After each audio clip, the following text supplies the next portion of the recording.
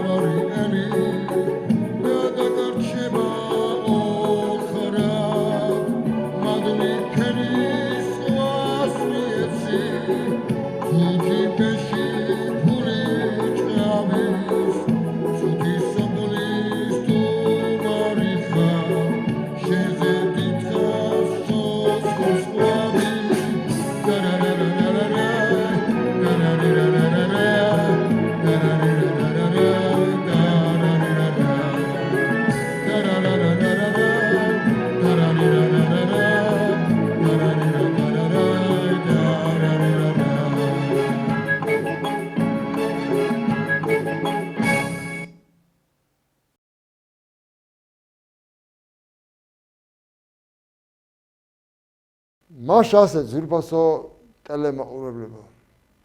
ჩემი გადაცემის სტუმარია კარგი და უკარგესი ადამიანი. ადამიანთან ადამიანი, მეგობართან მეგობარი, უნიჭერესი პოეტი ლევან ბოცვაძე. და მე მინდა ახლა სტუდიაში მოვიწვიო ლევან ბოცვაძე და თხოვს ბატონო ლევან შემოგზავნეთ. მოგესალმებით. მოგესალმებით. ხოთარდენეთ. მოგჯობათ. დიდი მადლობა. მოგზავნებისთვის გამონახეთ დრო, რომ მოხვედით ჩემს გადაცემაში და როგორი გაწობით ახართ მოსული და როგორი შემართებით ახართ მოსული ბატონო ლევან. პირიქით. უღრმესი მადლობა თქვენ სტუდიას. ძალიან კარგი განწყობით ვარ მოსული და შემართებით რაც მთავარია. მზად ვარ ყველაფრისთვის. მაშინ რაიანას ასეთი კარგი შემართებით, კარგი განწყობით ხართ მოსული. დავიწყოთ კითხვა-პასუხების ვარიანტები. პირველი შეკითხვა ლევან ბოცვაძეს. ვინ არის ლევან ბოცვაძე? ლევან ბოცვაძე არის ერთ-ერთი ჩვეულებრივი ადამიანი, რომელიც 52 წელია არის ამ ქვეყანაზე, ერთ-ერთი საქართველოს ჯარისკაცი და ჩვეულებრივი ადამიანი, არაფრით სხვისგან გამორჩეული. ბავშვობაში მინდოდა ყოფილიყავი. ვინ გინდოდა ყოფილიყავით ბავშვობაში? ბავშვობაში სიმართლე გითხრათ, არასდროს არ მიოცნებია კოსმონავტობაზე, რაღაცა ისე ინჟინრობაზე და რაღაცა. უფრო ხელოვნებისკენ ვიყავი თავიდანვე და მინდოდა რეჟისორობა ან მსახიობობა უფრო. და რაღაც ისეთი ბავშვური ისინი მქონდა რა, რომ ჩემი უფრო მერე და მერე მინდოდა ჯერ მსახიობობიდან რეჟისორი რო გამოსულიყავი, რადგან ვეფხისტყაოსანი მინდოდა გადამეღო და ჩემს გუნებაში რაღაც ის რომ ვერ ვიგებდი ხოლმე რა რაღაცნაირად იმ დაწერილის რაღაც ძველ ქართულიდან რაღაცა და ასე ვთქვათ, ჩაფიქრებული მქონდა, რომ ყველასათვის გასაგებს გავხდიდი, რადგან მე რაღაც სიუჟეტი არ მესმოდა, მინდოდა რომ აი ეს პერსონაჟებით გადამეღო ვეფხისტყაოსანი, შოთა რუსთაველის და აი იყო ჩემი ოცნება. ბავშვობის ტკბილი მოგონებები. ბავშვობის ტკბილი მოგონებები მე დავიბადე ერთ-ერთ ძველ უბანში, ნაძალადევის რაიონში. იქვე გადასასვლელ ხიდთან, ნახალოკას რომ ეძახდნენ. და ის ძველი ეზო მახსენდება ძალიან ტკბილად. მე ახალ უბანში რო გადავედით და იქ ყოველ ზაფხულს კიდევ სოფელში ორი სოფელი მაქვს, მამაჩემის მხარეს დასავლეთში, გურულები ვართ და დედაჩემის აღმოსავლეთში, თეთრიწყაროს რაიონიდან სოფელი კლდეისი. აი ეგ მოგონებები დღემდე არის ჩემში, რომელიც აი ამ პოეტურ და მუზას ძალიან ეხმარება რა, სულ სოფლის ბავშვობის სოფელში გატარებული არდადეგები და ეს სულის მოგონებები მახსენდება ძალიან ტკბილად. ბაბუა, ბებია, პაპა და ბებია. ოცნება, რომელიც ამიხდა, არის რა არის? ეს ოცნება, რომელიც ამიხდა.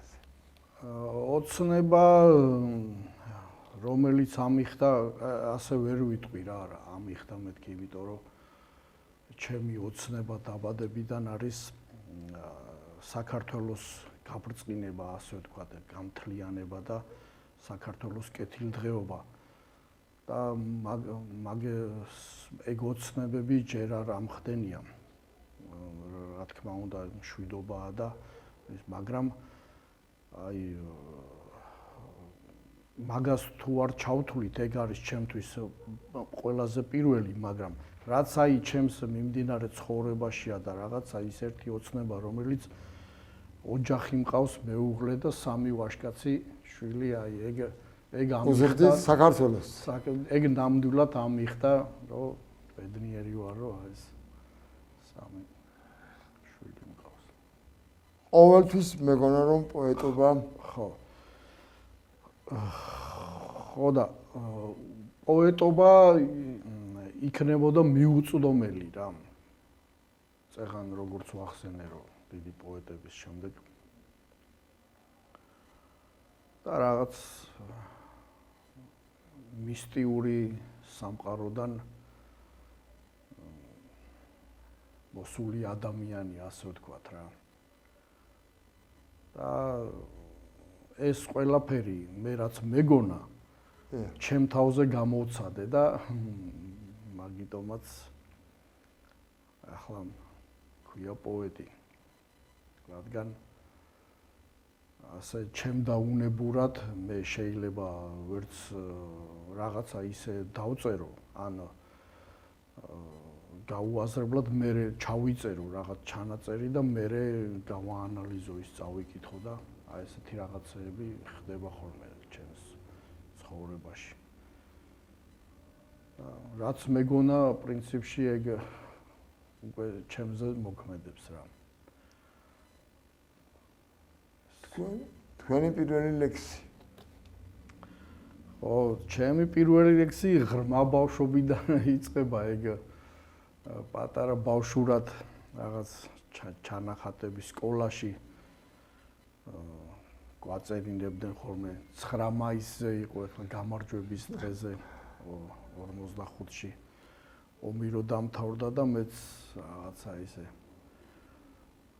მე იქ რაღაც პატარ-პატარა სასიყვარულო ლექსები ასე ვთქვათ ჩემს კლასელებს მაკაცებს ვეხმარებოდი სიყვარულის რაღაცებს გამოვთქვავდი ხოლმე ფურცელზე დაუწერდი და მე ისინი ჩუქნიდნენ თავიანთ შეყვარებულებს და ეს უბრალოდ ისე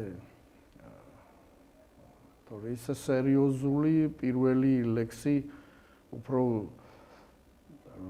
მამა ჩემის გარდაცვალების შემდეგ ეს სტრესმა ძალიან იმოქმედა 2014-ში და მაშინ მამა ჩემზე დავწერე პირველი სერიოზული ლექსი, რომელიც გულიდან ამოვიდა და ცოტა ოდნავ შვება და მივხვდი რომ რაღაცა პოეზიაში შეიძლებოდა რომ შვება ყოფილიყო.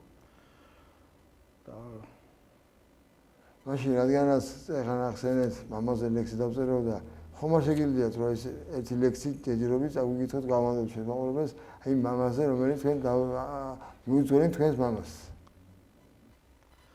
მამის მონატრება ღმერთო ისე გამატარე საწუთრო ამაცდინე ჯოჯოხეთს და ტკივილს 64-ში მე შევხვდები მამა ჩემს არ დავიწყებ წუთი სოფლის ჩივილს თუ 64 ჩემთვის იქნა უბრად მომავლინე ცისფერნისლის სავალს ხან გავთოვდე სეტყვა ვიყო თუნდაც ხან ყვავილად დავეფინო საფლავს დღენი დიდი ჰქონდეს მის დანარჩენს აქ ამ ქვეყნისა თაბუსაც და ჰამქარს 64-ში მე შევხვდები მამა ჩემს მოუყვები საქართველოს ამბავს.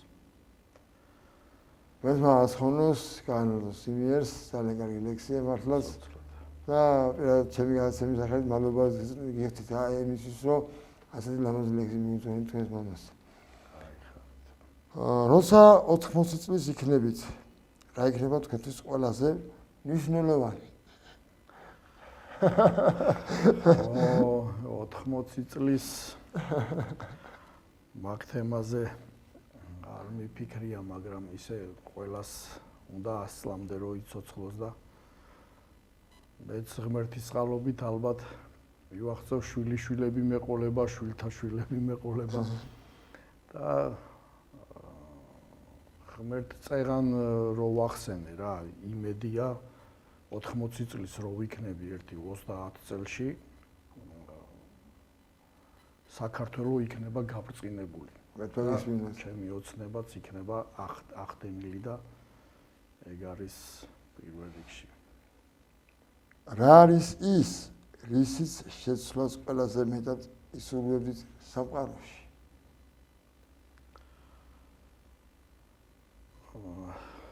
სამყაროში იცით რა არის შეცვლა აი სამყარო ისი არის მოწყობილი რომ აი ეს ბოროტი და კეთილის ჭიდილია რა სულ და აი ამ ბოროტსა და კეთილს შორის ჭიდილის მომენტში ყოველთვის კეთილი იმარჯვებს და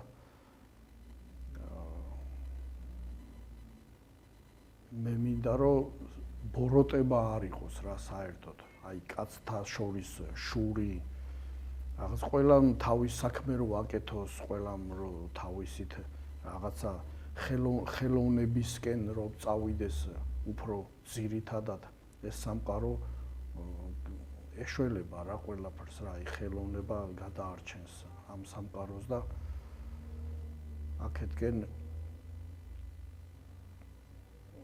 უფრო ერთმანეთის სითბო, ერთმანეთის გატანა, ერთმანეთის გვერდში დგომა აი ამას უფრო გავაძლიერებდი რა მე შეცვლით ახლა მე ვერაფერს ვერ შევცვლიდი იმიტომ რომ თვითონ იესო ქრისტე ადამიანებმა აწამეს და ღმერთი ჩამოვიდა კაცად და იმან აიღო ჩვენი ცოდვები მაგრამ აი დღევანდელობაში აი მაგას შევცვლიდი რომ უფრო აი სიკეთისკენ რომელიც რჩება დედამიწაზე სიკეთე ჩვენ ყველანი ახლა 100 წელი რამდენი უნდა იცოცხლოს კაცმა ხო რა დარჩება ჩვენგან კეთილი მოგონების მეტი არაფერი არ დარჩება და ამიტომ ჩვენც იმ ქვეყნად რო წავალთ მოგონებებით ვიქნებით უკვდავნი როგორც ჩვენ ვიხსენებთ იმ წასულებს ისე ნამდვილად აი კეთილი საქმე არჩევიან მის ზემოდა მერლა თვითონ ასწავლოს ყველა ისინიც მოგონები მე ჩვენ ეს ხდება ყოველთვის რა არის ყველაზე მარტივი ჭეშმარიტება რომლის გამოხატვას შეგიძლიათ სიტყვით მარტივი სიტყვით მარტივი ჭეშმარიტება არის სიყვარული საერთოდ სიყვარული არის ჭეშმარიტება და ეგ მარტივი უნდა იყოს და სიყვარული მიგვიყვანს ჩვენი მგზაზე წეგან რო ვთქვი ზუსტად აი კარგი კითხვაა რა იმის გაგრძელება და ეს სიყვარული მაგრამ რამდენად მარტივი არის ჩემთვის რა ვიცი ხა მე შენ მიყვარხარ მე ბავშვობიდან ცოტა ისე მქონდა რა ეგ მაგიტომაც ცოტა დავაგვიანე ცოლის მოყვანა და ამიტომ აი სულ მეგონა რომ ისე მიხვდებოდნენ რა ჩემს კარგ დამოკიდებულებას რაღაცა აი მე შენ მიყვარხარ მაინც და მაინც რო არ უთხრა თქვა ქალბატონს ისე და ეგრეც მოხდა ახლა ჩემს მეუღლეს თავიდან არ მithქვია მე შენ მიყვარხარ მაგრამ მიმიხვდა და იმიტომ არის ჩემი მეუღლე ლევან კიდევ ერთ ლექსო არ გაგვანდობთ მე და ჩემს ტელემაყურებელს დიდი სიამოვნებით სხივებს დაგიწნი მზიანად ვარსკვლავს მოგიწყვეტ ციანებს წვერვალს დაგიდგამ მთიანად ბარად დაგიკრებ ლიანებს ფრაზებს მოგიძღვნი ფრთიანებს ეს გრძნობა მაგულიანებს სიჩუმე მაფიქრიანებს ნისლები მასევდიანებს ყაყაჩოს შავხალიანებს იებსაც ლურჯ თვალიანებს ძივებსაც თვალლალიანებს ვარდებსა გულთამთლიანებს ყველაფერს ერთად მოგიძღვნი სიყვარულს დაგეფიცები შენს გულში თუ არ ყოფილვარ არ დამამატლო ფიცრები ძალიან დიდი მადლობა და გავაგრძელოთ ისე მკითხების ორიენტალი და თქვენგან კიდე პასუხების ორიენტალი რეწია რას ნიშნავს იყო ადამიანი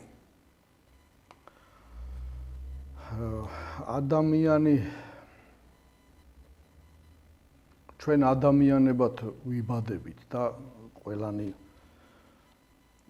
ადამიანები ვართ და მაგიტომაც ქვია ქართულ სიტყვაში ქართული სიტყვიერება იმიტომ არის ძლიერი და ყველაფერს შიფრავს ეს ჩვენი ამბანიდან დაწყებული და ქართული სიტყვიერებაც იმიტომ არის ადამის მოდგმა ადამიანი მათი ადამის და ევას შვილები ვართ ჩვენ ადამიანობა ვინც შეინარჩუნებს ის რჩება ადამიანად და ვინც კაინის გზაზე მიდის ის არ არის ადამიანი, იმიტომ რომ იმან ძმის მკვლელი ვერ ჩაითვლება ადამიანად და იქიდან მოდის ყველაფერი ბოროტება, შური და კაცთა კვლავ და ეს. აი ის მეორე მხარე, რომელიც უდანაშაულო იყო და სიკეთეს შრომობდა, ის აბელის მხარე, ის ადამიანობა, ის არის ადამიანობა და აი ეს შრომა და სიკეთე. და ის ჩვენ ყველა ის ადამიანი, რომელიც იმაზე ზრუნავს, რომ აი დღეს ილია ჭავჭავაძეს სესხები და დღეს ჩვენ ვის რა ვარგეთ, აი იმაზე რომ ვიფიქროთ, აი ეგ არის ყველაზე დიდი ადამიანობა და ერთმანეთში ადამიანების დამოკიდებულებაში და სადაც ცხოვრობთ იმ მიწის გაძლიერებაში, ჩვენი ოჯახების, საქართველოს გაძლიერებაში და აი ეგ არის ადამიანობა. საზრით. სიტყვა, რომელიც არ გიყვართ. სიტყვა საერთოდ რასაც აი რაც არ მიყვარს, იმას აი არ სუფიქსი რო ერთვის, აი ის არის არა ადამიანობა, მაგალითად არა კაცობა, არა აი ეგ სიტყვები არ მიყვარს და სიტყვა სიკვდილი კიდევ არ მიყვარს, იმიტომ რომ ჩვენ კიდევ და კიდევ ქართველებს გვაქვს გარდაცვალება და აღდგომა. აი ეს თვითონ აი სიტყვა სიკვდილი ძალიან არ მიყვარს. ფრაზა, რომელსაც ხშირად იყენებთ.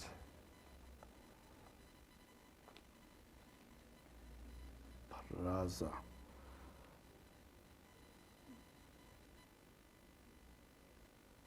ხშირად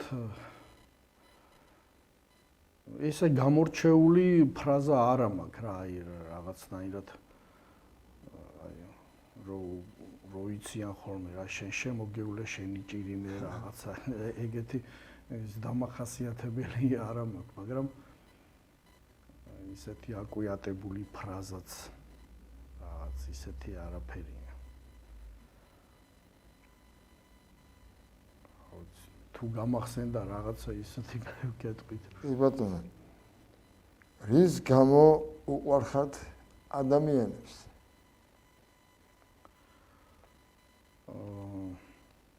მე ვისაც უყვარ ვარ, მაგას გრძნობ და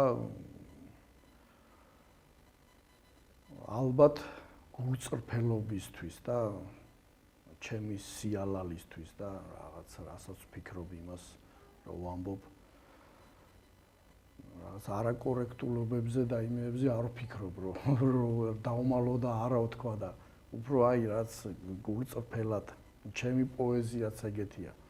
მე ახლა აი რასაც ვფიქრობ, რაც ჩემში გაივლის და რაც მინდა რომ გადმოვცე ის აი თუნდაც აი თქვენ კაი კითხვები გაქვთ რა ყველაფერი იმასთან არის დაკავშირებული ადამიანობასთან და იმასთან და აი მეც რაც არ მომწონს ხო იმას პოეზიაში ვიძახი და ისე გადმომაქ და რაღაც ძალით რაღაცებს ვერ მოვიგონებ რა ეხლა რომ მე ვერ არ ვიგრძნო და ჩემში არ გავატარო და აი მაგალითად რაც არ მომწონს ის მინდა რომ გამოსწორდეს და იმ სათქმელი ვთქვა პოეზიით რომ